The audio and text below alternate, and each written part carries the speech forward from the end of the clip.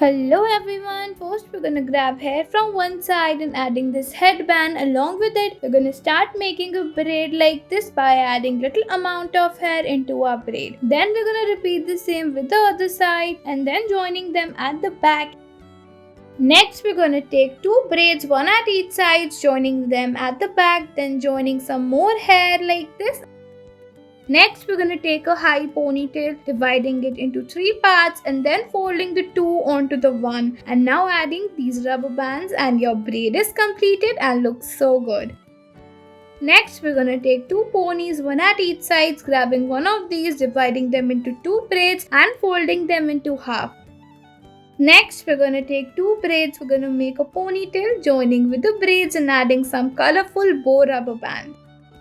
Next, we're going to take this ponytail and taking some bottom hair, dividing them into 4 ponies and further joining them into one, further converting the pony into round shaped bun. Next, we're going to take a pony with a braid, then adding this rubber band into a ponytail, then making a space in the middle, folding it once and then further making this beautiful bow by using the rubber bands. Next, we're gonna take two braids and then we're gonna join one to the other, then taking the bottom ones, adding colorful rubber bands in it,